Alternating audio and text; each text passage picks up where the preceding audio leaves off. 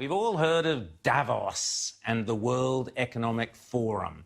That's that gabfest that takes place every January in the beautiful Swiss town of Davos. And apart from all the lovely pop stars and movie stars who jet in on their private Learjets, all sorts of major corporations and governments, including ours, send delegates to this flash red carpet economic event every year. Indeed, since the very first outsiders, we here on this show have highlighted the absurdity, hypocrisy and sheer repugnance of billionaires like Bono prattling on about the evils of capitalism. And of course, last year we had the silliness of Greta Thunberg lecturing world leaders about climate change. What a joke. Well, this week we had some good news. Maybe because they're panicking that not enough squillionaires will feel like heading out to the freezing Swiss Alps in the middle of the coronavirus, the World Economic Forum announced a couple of days ago that Davos in January has been postponed. Let's face it, it's never a good look when you're banging on about global warming and it's snowing outside. And the World Economic Forum will now take place in late spring, much warmer, in the luxury Bergenstock resort overlooking Lake Lucerne, where the event will be hosted on both sides of the beautiful lake and glitzy delegates can be ferried across the glittering waters. How nice for them. But I wonder if there isn't more to the postponement of Davos than the weather and the virus.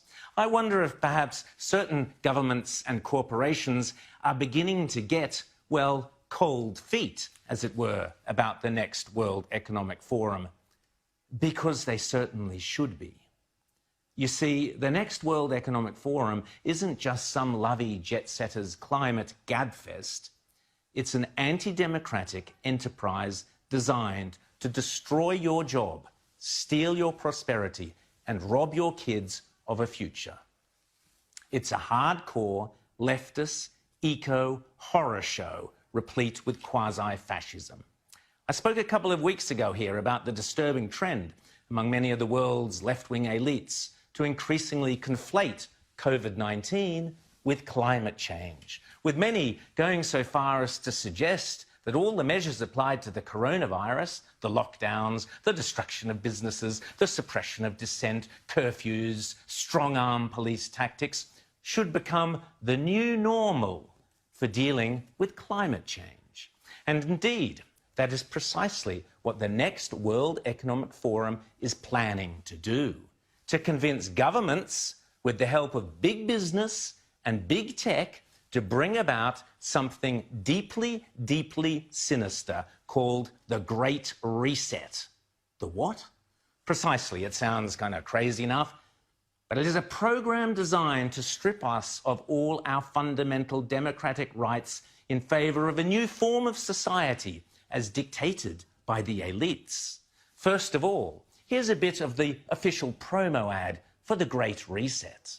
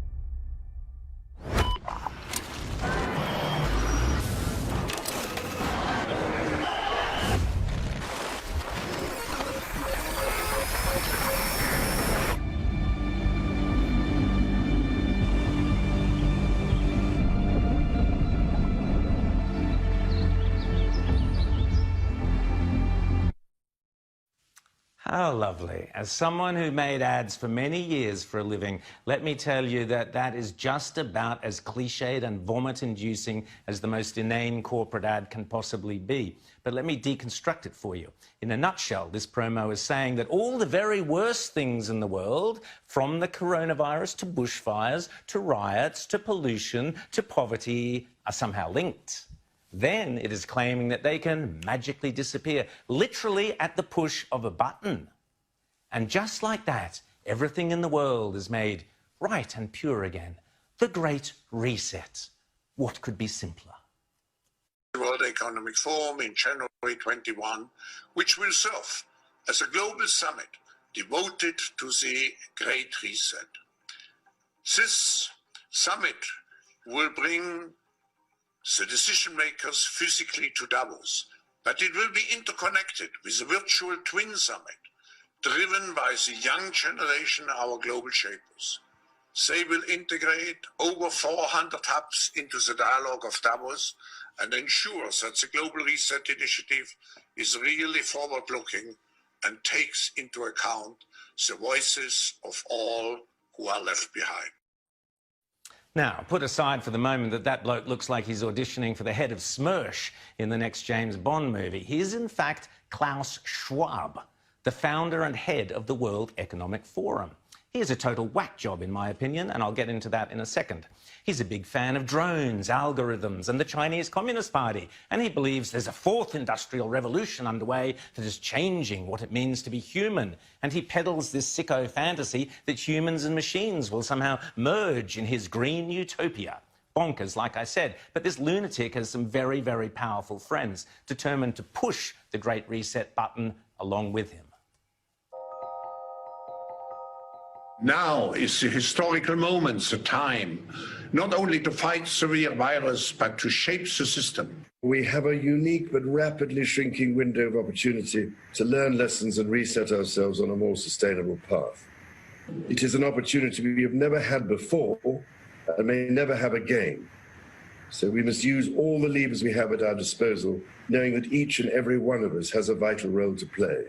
Now is the time to think what history would say about this crisis. What is it that would make it so that history would look at this crisis as the great opportunity for reset?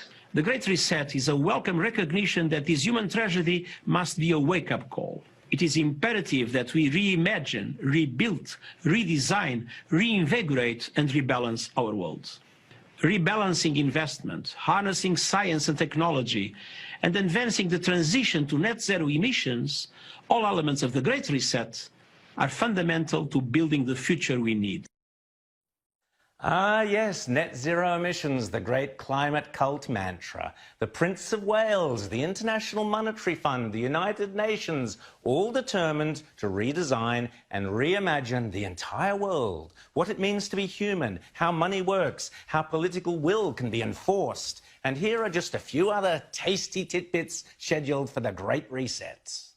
We had already income inequality that was fueling income, race, gender inequality. We have a climate emergency, which we can't walk away from. There's no doubt that the very survival of the human race requires us to act. Any recovery stimulus should have green conditions attached to it. Energy prices should reflect real costs. You need private sector capital, private sector ingenuity, private sector technology, and private sector capabilities to come to the party. You need enormous trust between the private sector and the public sector for this to actually work. We have to change our economies dramatically in the next 20 or 30 years, and the next 10 years is absolutely decisive. The recovery has to be greener than any of the previous recoveries. And in order to do that, we need to ensure that the stimulus package, including fiscal and monetary, are much greener than they were before. Prince Charles insists all the levers at our disposal must be used to enforce the Great Reset. How on earth that one sentence alone does not disqualify Charles from ever succeeding to the throne is beyond me. He is now not only fully immersed in hardcore left-wing eco-politics, he is advocating some bizarre form of eco-fascism. The Queen must step in and insist he have nothing further to do with this freak show. After all, we are currently seeing in Victoria just what it looks like when all the levers at our disposal are being used to enforce the COVID-19 restrictions, which include curfews, lockdowns, enforced mask wearing, shutting down of businesses, making you stay within 5 kilometres of your own home, not visiting the dying rellos, and on and on. Remember, it's not me linking COVID to climate change. It is these lunatics, including Charles and the United Nations and the IMF, who want to replicate the global response to COVID and repurpose it for climate change, to enforce zero net emissions. Just to remind you, this bloke Schwab is the kingpin of the World Economic Forum, the chief body that wants a globalised world with a partnership between governments and big business, globalisation that basically runs the show. In this week's Spectator magazine, Maurice Newman writes, already Professor Schwab and his colleagues have started mobilising vast networks of left-wing activists. Those who scoffed at claims that climate change was a stalking horse for a new world order should think again. That reality is now in full view. Intense pressure will be applied to parliaments everywhere to pass enabling laws and to abdicate more responsibilities to unelected bureaucrats in global institutions. Crony capitalism is anathema to genuine market economies, and giving more leverage to those who encourage it is fascistic, says Maurice Newman. Schwab has written extensively about humanity being altered by machines, nanotechnology. He's a big fan of drones, artificial intelligence. Weirdly enough, Daniel Andrews recently ditched attempts to detain people on the suspicion that they might be about to disobey COVID regulations, has eerie echoes in Schwab's boasting how technologies can intrude into the hitherto private space of our minds, reading our thoughts and influencing our behaviour. And Schwab predicts, as capabilities in this area improve, the temptation for law enforcement agencies and courts to use techniques to determine the likelihood of criminal activity, assess guilt, or even possibly retrieve memories directly from people's brains will increase. All of this, Schwab says, is redefining what it means to be human. Sounding like a demented character in a Batman comic, Schwab also writes gleefully that sensors, memory switches and circuits can be encoded in human gut bacteria, and that smart dust, arrays of full computers with antennas, can now organise themselves inside the body. Yep, this Marvel Comics whack job runs the world's most prestigious economic forum, and every year our corporate CEOs and business leaders go grovelling to him at Davos, and worse, our government wastes your money sending senior politicians and highly paid public servants to dance to this madman's tune. It's a disgrace.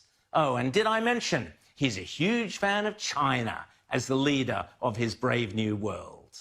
It was very appropriate to invite the president to join us, and he, as the leader of the country, to talk to us about the future's engagement of China in global affairs and the leadership role China will assume in determining and constructing our global future. And why China? Well, apart from the drones and the surveillance, chat to the Uyghurs about that, they also pretend to care about climate change.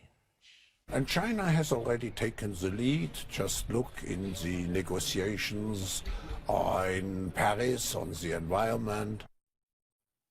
COVID, China, climate change. The Great Reset is a toxic, poisonous, ugly offspring of fascism dressed up in the frilly frocks of environmentalism. It's a horror show. So what to do? Our Governor-General must insist to the Queen that Charles ceases all involvement with this travesty. The Morrison government must refuse to send any delegates to Lucerne in May, and any Australian businesses that participate in this grotesquerie deserve the full wrath of Australian consumers and shareholders.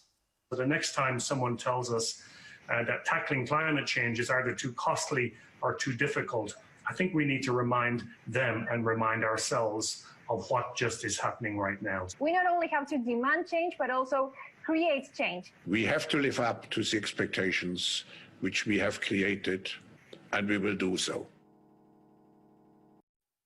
Don't say I didn't warn you.